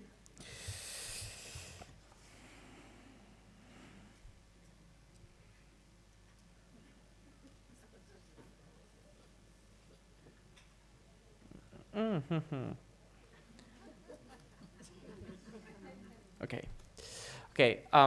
We've got 15 minutes, so we've got to do it quickly. La primera pregunta es para Rodrigo. Rodrigo, ¿podrías explicarnos brevemente la experiencia de tu sindicato para paralizar la privatización de una empresa pública? Vete pensándotelo mientras hago las siguientes preguntas. For Carly, we've got here some people asking on how are American trade unions dealing with Amazon and the labor conditions they impose to some workers and I'm completely, dignity is a joke for them. And the last question for everyone is that they're asking if trade unions have also been part of the problem or part of the response of why the far right is now so normalized I suppose in Europe or in general. But if we have done some things wrong so that they are right now where they are and with the power they've got. So, Rodrigo, tú primero, cortito. Ok, breve. Otra vez está apagado. Bueno, breve. Está claro que detrás de todos estos modelos de extremas derechas está el mismo modelo económico, ¿no? El neoliberalismo. O sea que vinieron a privatizar y el problema es que lo que no vayan a privatizar lo van a querer destruir. El caso fue en mi sector, como sector aéreo, quisieron privatizar el servicio de handling, que es público, de estatal, en mi país. Y la verdad que lo quisieron hacer tan rápido y de manera tan obscena que cometieron muchísimos errores. Y como dije, no pudimos hacer medidas de huelga directa, pero sí pudimos actuar muy inteligentemente, hoy viendo los resultados, con una estrategia judicial y política.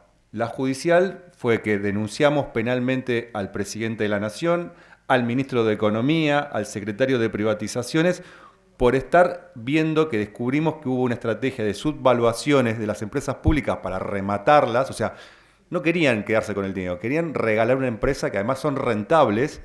Y bueno, eso generó un efecto de cadena política que se hizo muy público, y los que iban a comprar la empresa les recomendaron sus mismos abogados de, por más que sea un gran negocio que les está entregando el gobierno, no se metan ahí porque en algún momento el gobierno va a caer y ustedes van a tener que dar explicaciones en la justicia. Así que la semana pasada se hizo la licitación de la empresa, la cual quedó desierta porque nadie se animó a quedarse con esa papa caliente que los mismos trabajadores salimos a defender. Pero bueno, la cuestión no termina aquí. Hoy sabemos que la empresa no se pudo privatizar, la van a querer vaciar seguramente porque es lo que dije anteriormente.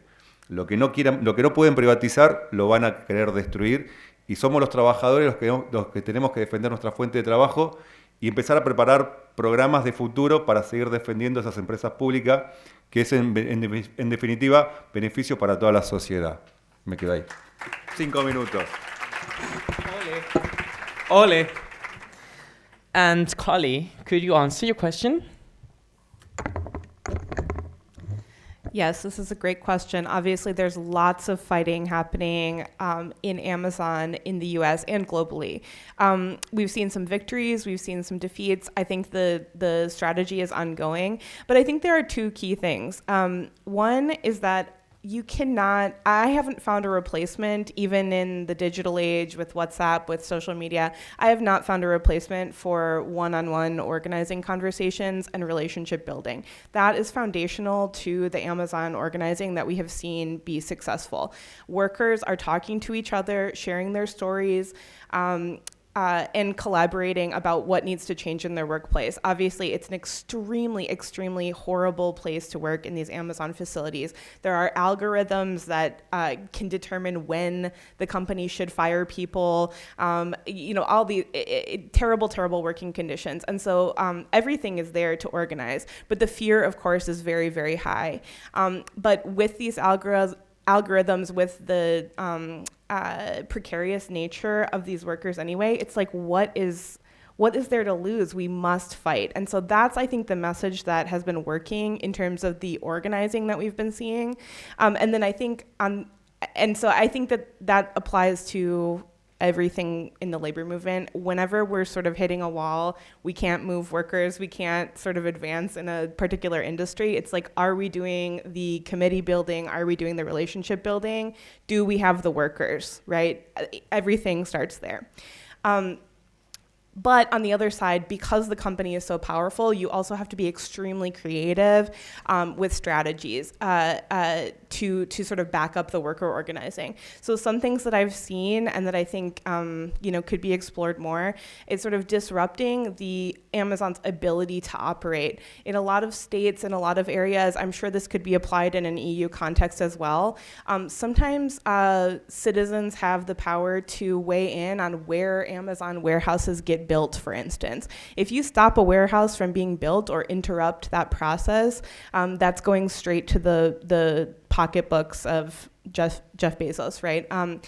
And so I think that unions need to get very creative with these kinds of strategies. So if the worker organizing is strong, on the one hand, how do we then disrupt the business and disrupt in a meaningful way Amazon's ability to continue to grow and continue to have power in our communities? That is where we're going to see continued growth. So hopefully that answers your question. I think the struggle is ongoing, but those are the two pieces I think we need to explore. Thank you. And last but not least, we've got Timothea. Do you want... Well, let's go. Yes. So I wouldn't say that they are part of the problem, but part of the, the symptoms. And I'm saying that unions became kind of irrelevant with the left altogether because they didn't have like good answers to workers' problem. So, for example, in Hungary, like the left before Fidesz and the unions, they like basically betrayed the working class. They didn't give them good answers and good solutions. They let back then before the Orbán's government, so they let those government to cut back social benefits to everything, and they were providing this was the era of this third wayism, which was relevant in the left back then as well, and so unions were not taking care of the workers' problem. They were not organizing workers for better wages, for better working conditions, and for better life. They started to shift to this servicing model where they were saying that, okay, we are now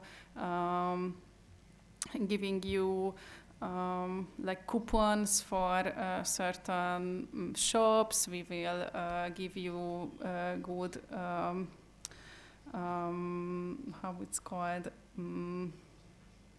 like good kind of all kind of services, and workers had all kind of problems, and it was not answered. And who answered these problems? It was the far right, and they thematized their problems. And what we can see is that in Hungary, for example, in this election and the campaign, only the very far right, like the farthest far right party were talking about the problems of workers on the wages, the working conditions, the working hours, the slave law. So even Magyar and the Tisza party, they are not talking about the current labor law and anything about this. They are talking about public benefits and the social welfare system, but not about worker rights and the labor law.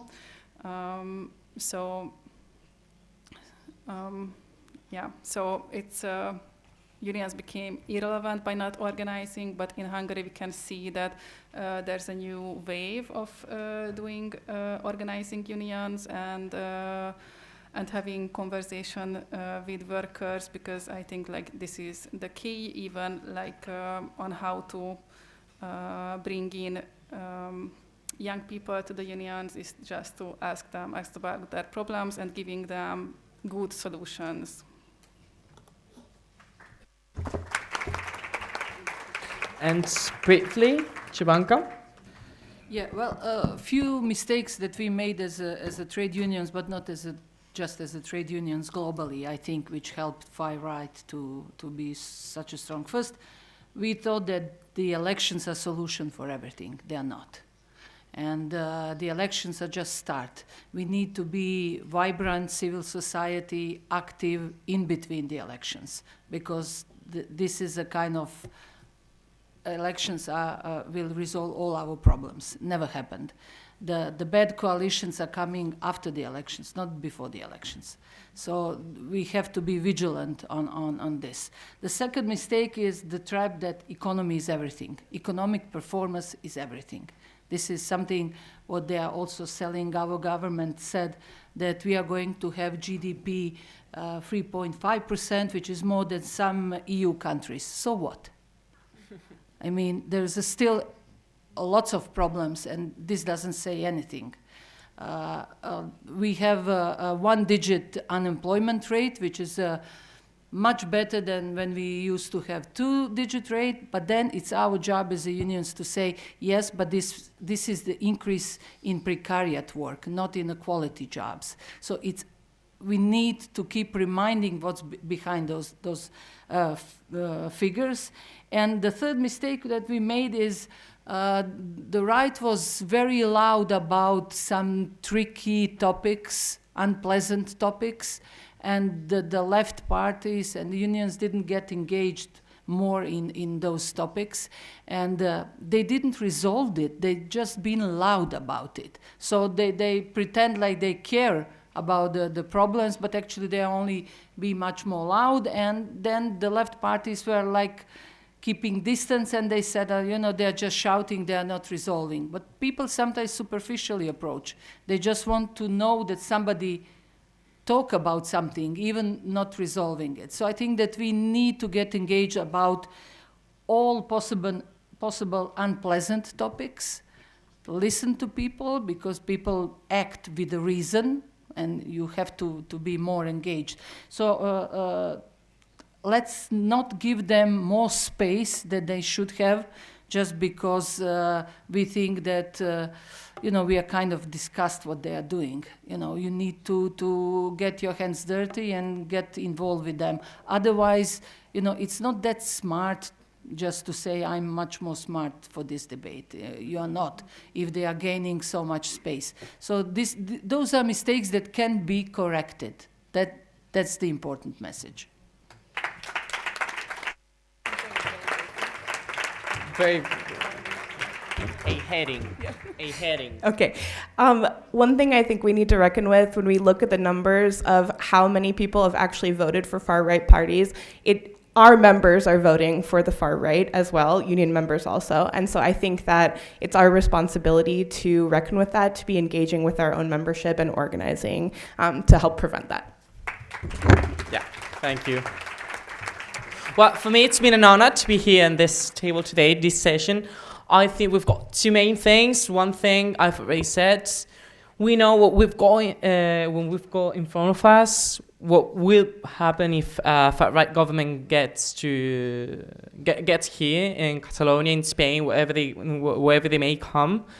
But we also have hope, some experiences, some triumphs that we also need to have this, this kind of view of future on how can we act against far-right that we already have in our various countries. I cannot finish this session without saying thank you to Maribel and Mark for all the work that they've done for all these sessions. Also to our Supreme Leader, Belén, for having the first idea. And I just wanted to say that we may not share any borders, but what we do share is class, working class, and long live to trade unions. Thank you very much.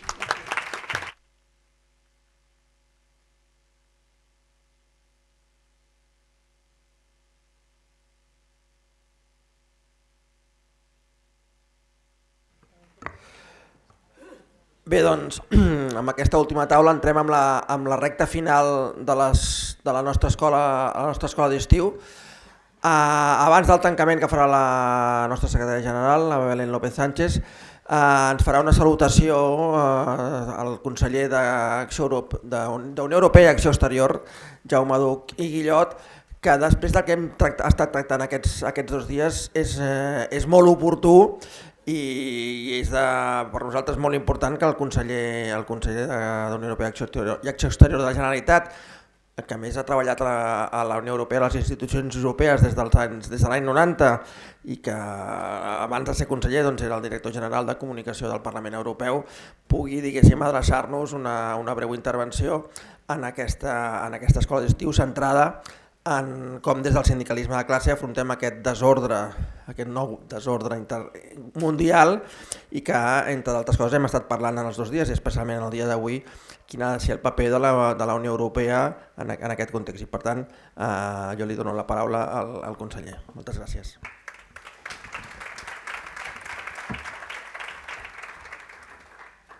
Doncs molt bé, molt bona tarda, secretària general i ponents, assistents.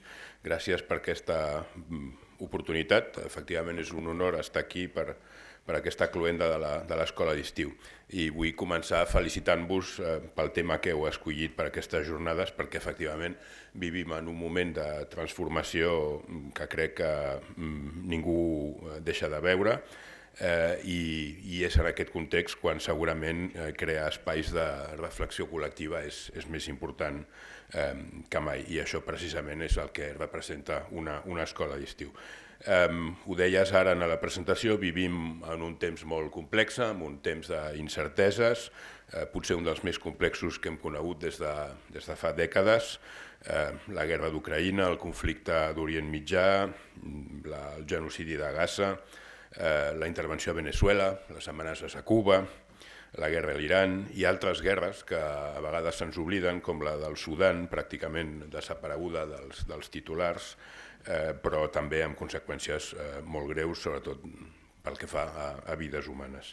I alhora assistim a una competència creixent entre diferents potències, una fragmentació de l'ordre internacional, un qüestionament cada vegada més evident de les institucions multilaterals, que són les que durant dècades havien contribuït a preservar un cert, i insisteixo en cert, equilibri mundial.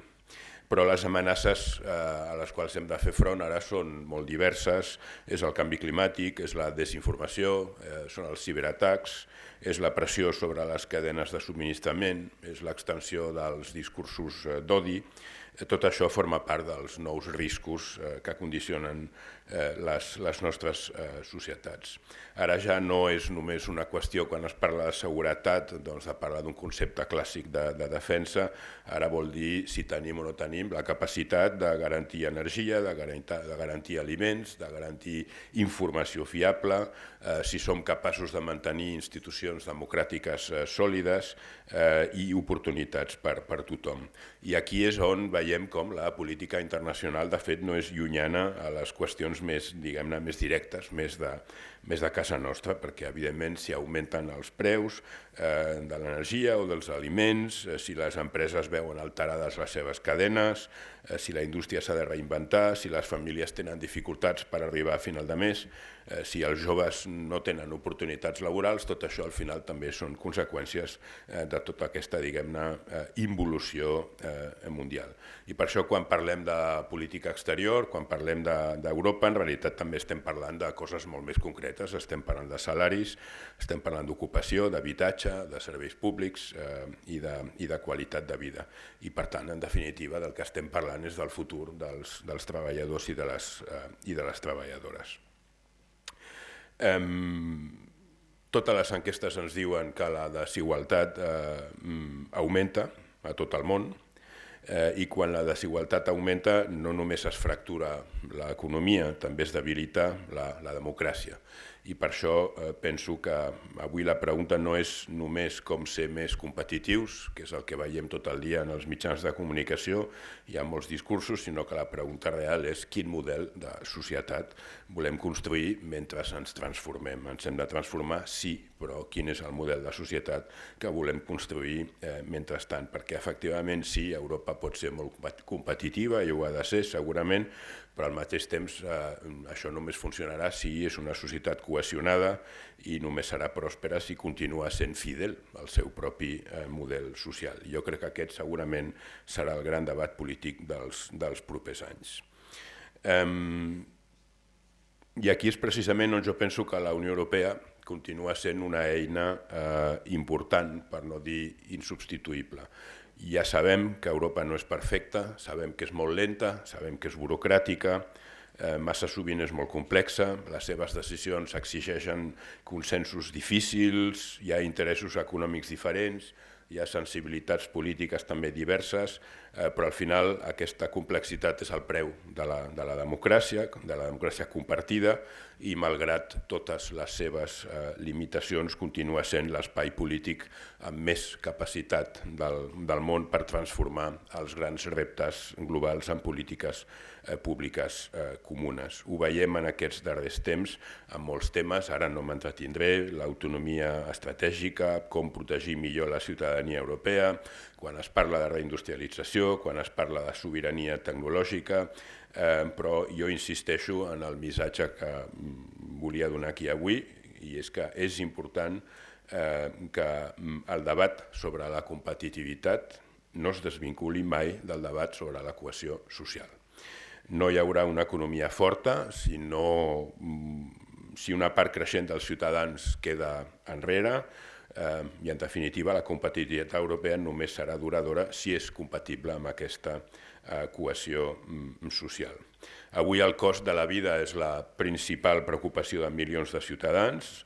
Prop d'una cinquena part de la població de la Unió continua vivint en risc de pobresa o d'exclusió social. Per tant, sí, hem d'exigir a la Unió Europea mesures, hem de felicitar-nos del fet que la Comissió Europea acabi de presentar una primera estratègia europea contra la pobresa, però haurem de vigilar molt de prop que aquesta estratègia després tingui conseqüències concretes.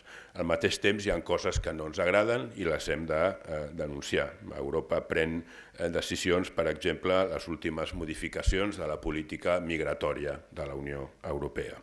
La gestió dels fluxos migratoris és una responsabilitat legítima dels poders públics, clar que sí, però aquesta responsabilitat mai no pot justificar la renúncia als principis que defineixen el projecte europeu, la dignitat humana, el respecte dels drets fonamentals, el compliment del dret internacional. Tot això no poden ser simples variables d'ajust davant dificultats polítiques concretes. I per això el govern de Catalunya comparteix amb el govern d'Espanya la posició del seu desacord amb les propostes que en aquests últims dies ha fet la Unió Europea i amb alguns dels acords que ha pres, per exemple, pel que fa a l'establiment de centres de retorn fora del territori de la Unió Europea.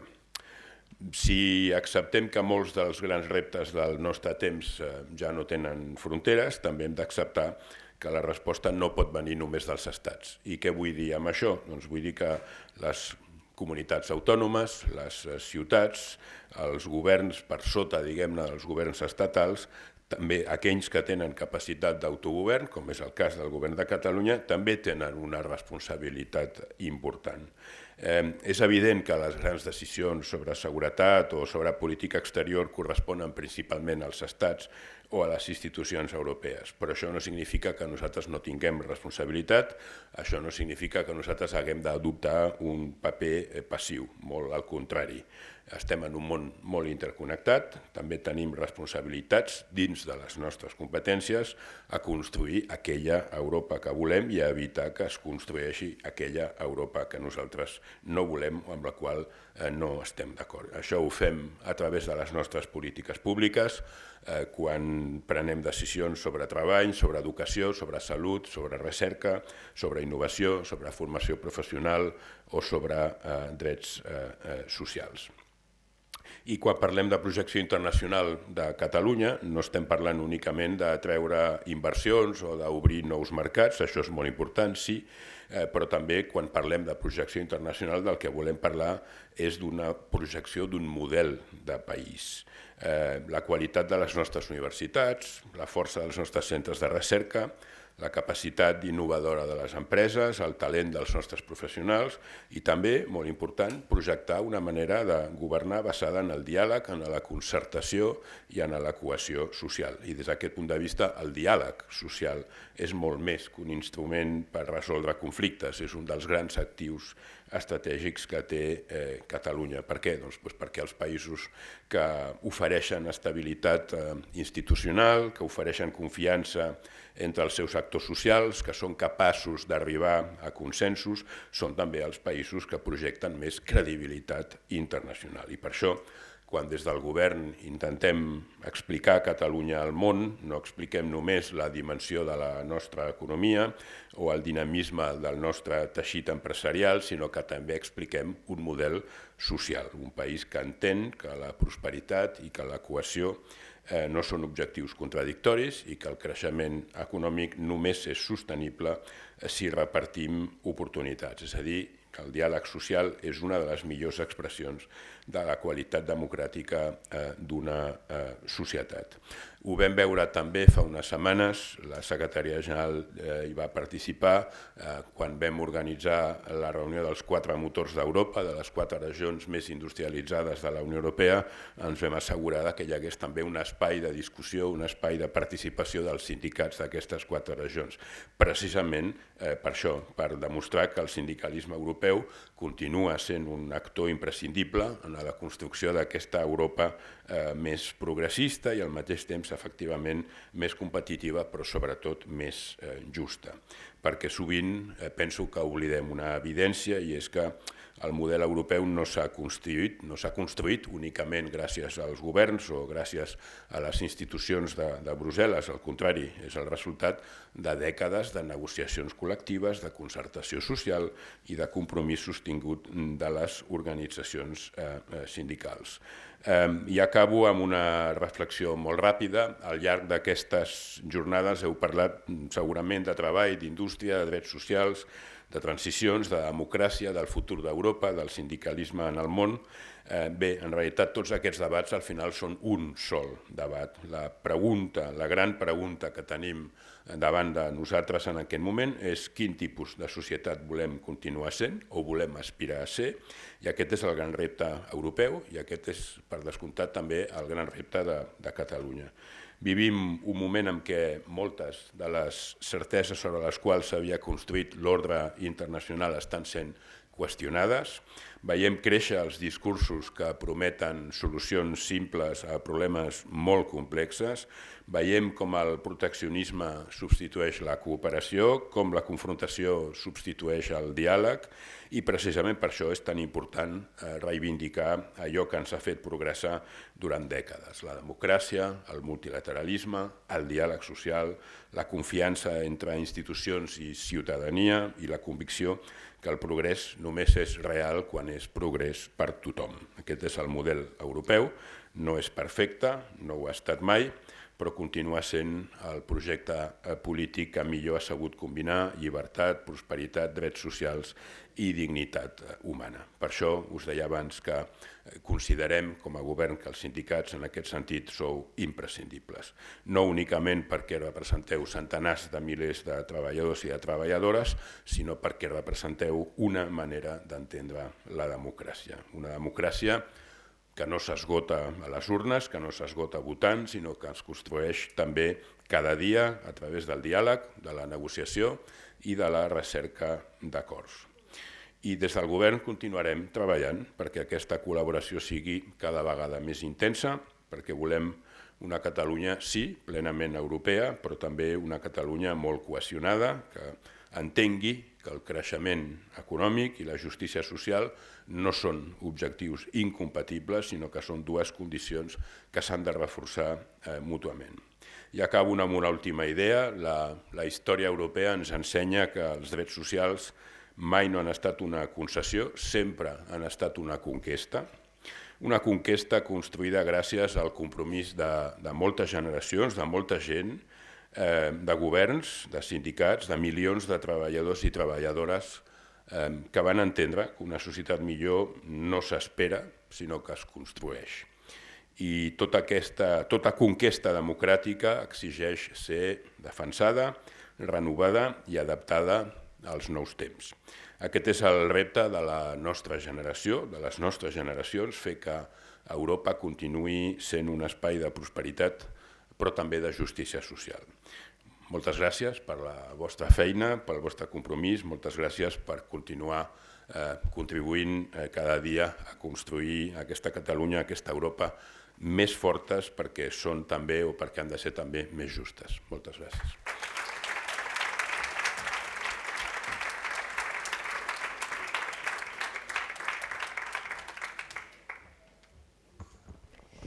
Gràcies, conseller, per les teves paraules. Amics, amigues, companys i companyes, doncs arribem a la cloenda d'aquesta 35a Escola de Comissions Obreres de Catalunya.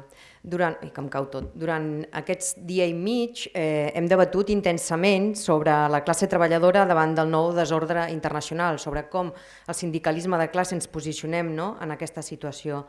Durant aquests 2 dies hem analitzat experiències de lluita sindical d'Europa i d'Amèrica i hem constatat una realitat innegable.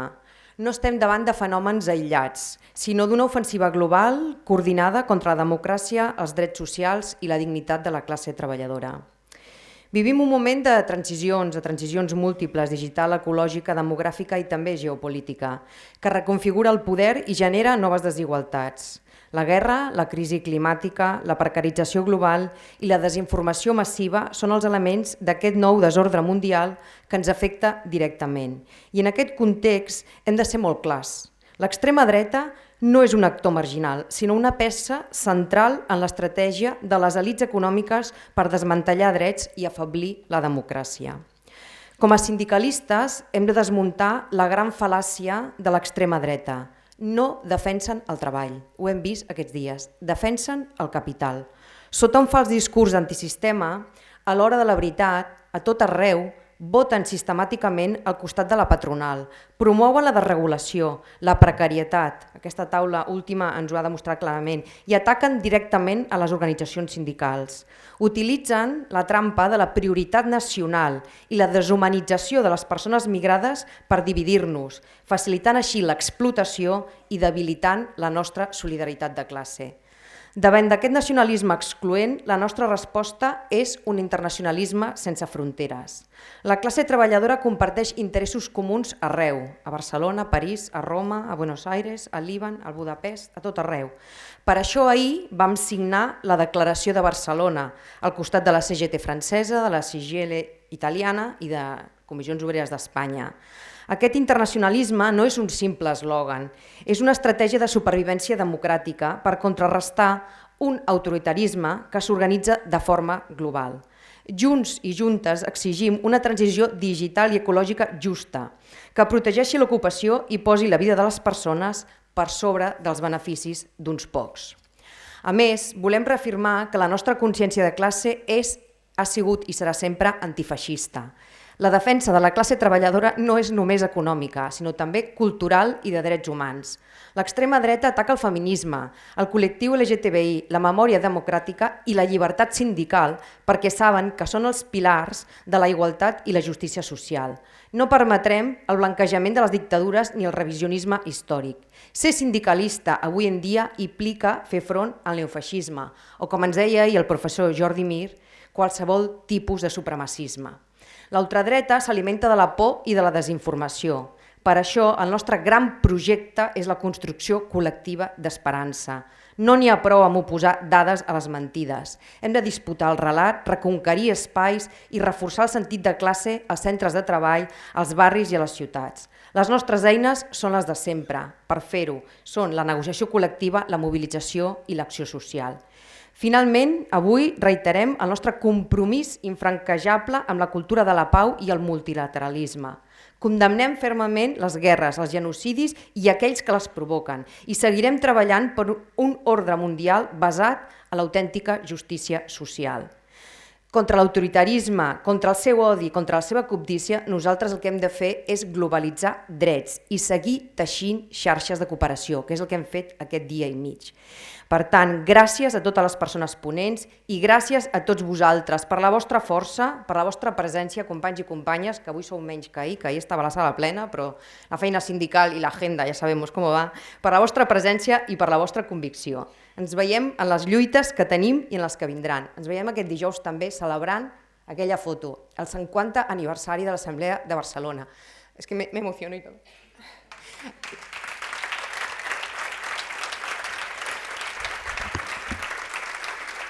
En un moment on era molt complicat fer sindicalisme i defensar els drets, un conjunt d'homes en aquella foto, però també de dones, van constituir i van fer una assemblea on Comissions Obreres es va convertir en un sindicat i en la primera organització social d'aquest país. Lluitarem per defensar la democràcia i per defensar els drets. Bona feina, visca la classe treballadora i visca Comissions Obreres, clar.